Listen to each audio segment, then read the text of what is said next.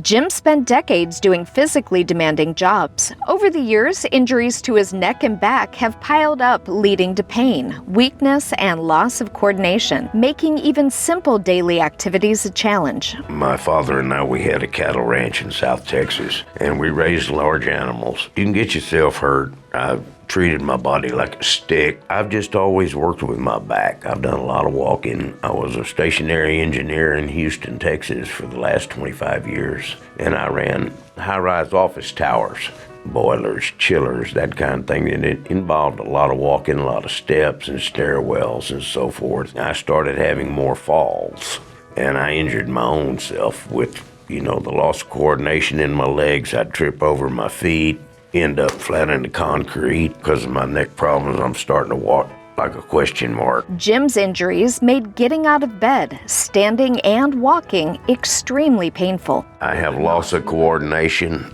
every morning when I would wake up. This side especially, it did it on both sides, but there'd be a Charlie horse between the bottom of my foot and the upper part of my leg. The only way I could get it to stop was to stand up and put pressure on my feet, and that would relieve it.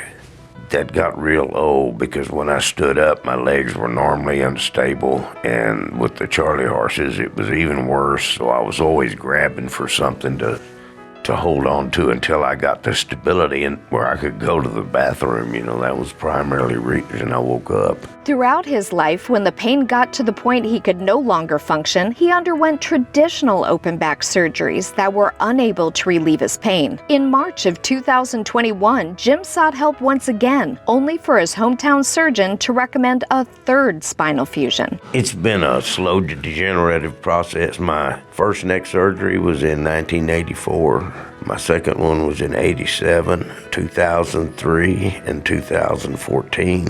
I've had 2 lumbar surgeries prior to coming here, and that was in 2013 and 2014. The summer of 2013, on Memorial Day, I was at my dad's place for a family gathering, and I went into the toilet, and we had built my mother a bathtub with some steps up to it, and I landed on one of those steps right across my tailbone, and that was probably the most intense pain I'd ever had in my life. But I tried to go back to work the next Monday, and I couldn't do it. I left on short-term and then long-term disability. I saw what I went through with my neck and the deterioration after that, and that was the last thing I wanted to mess with was my back. I was always afraid of a low back surgery. The surgeries never took away all the pain. After the first surgery, I never regained good coordination in my legs and my feet. I went to who was supposed to be the top-notch spine doctor in Corpus Christi, and well, very bluntly, he said, "I'm not, and there's not anybody qualified in South Texas to work on you, Mr. Buck." So I asked him, "And what do you think it would take?" And he told me, "I think it would take putting steel rods into my back." And I'm 70 years old, and I thought about that for a little while, and I just said, "No, thank you, sir."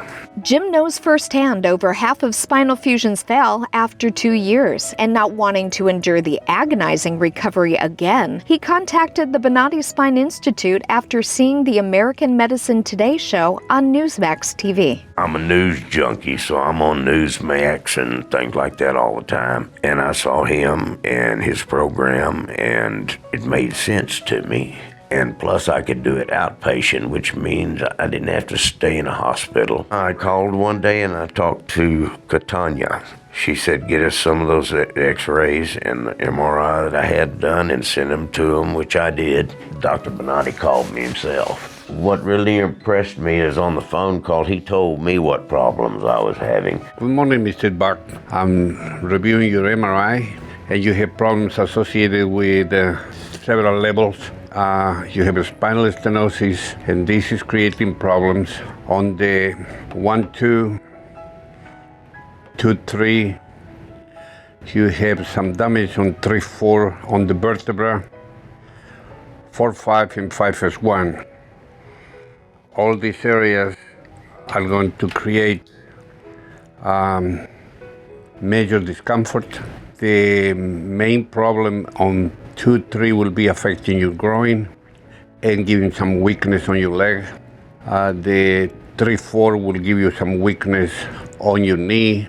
The 4, 5 will be pain on your hip and on the side of your leg and the side of your calf.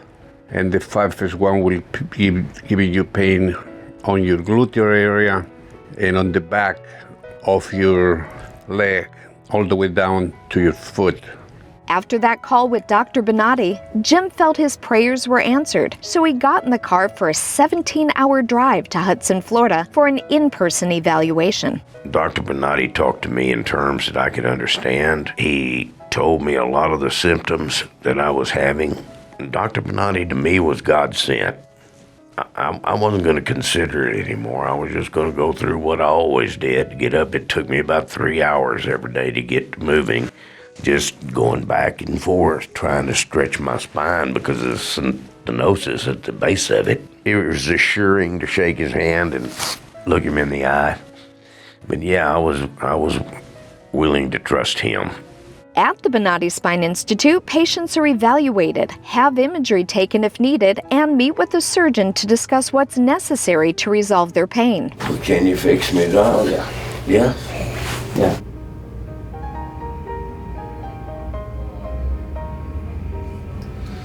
Get your walking again.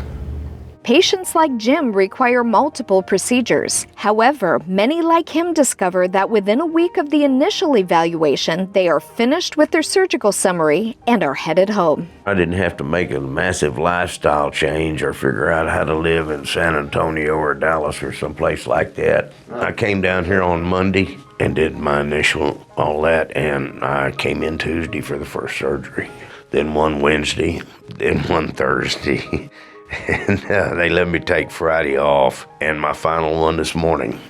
This is probably the one I was dreading the most, but I'm very pleased with the way I feel 24 hours after it was done.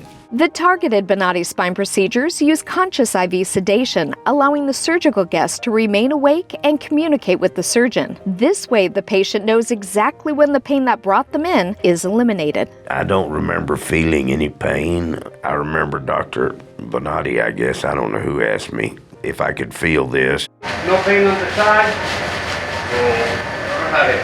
You got it. And to lift my leg up and do some things like that. Sit there, hold it, hold it, hold it, hold it, hold it. No pain here. No pain here. All right. But no, I enjoyed it. I was able to get up and go home.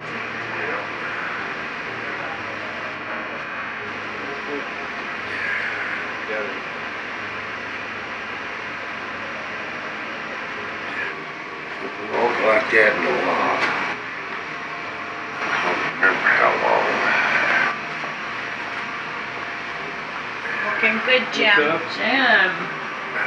Jim. Just one day after his last procedure, Jim is already noticing a difference. He is able to get out of a chair, walk without his cane, and cross his legs. I noticed today that I could sit and I could cross my legs. I haven't been able to cross my legs like that for a long time. I can stand up without a cane. I can go to the bathroom without fear of falling because I don't have these crazy cramps in my legs. But they feel pretty good. You know, I can do this without any trouble. I can move my toes, try to crimp my toes, and they don't go into a clamp. Used to, you did that, and then that's where they stayed until I could get up and put weight on it and flatten my feet out.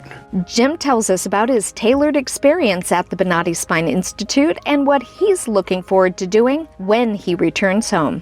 I would have to give it excellent and above my expectations. Being able to go fishing and stand on my feet, and I've got a pontoon boat. I bought that because it gave me a place to fall down. But I couldn't stand up on it very long, the rocking, that kind of thing. No, I'm looking forward to going fishing again, to be able to take a walk without fear of falling down. Maybe bend over and pick up my little grandbaby one time, you know, that kind of thing.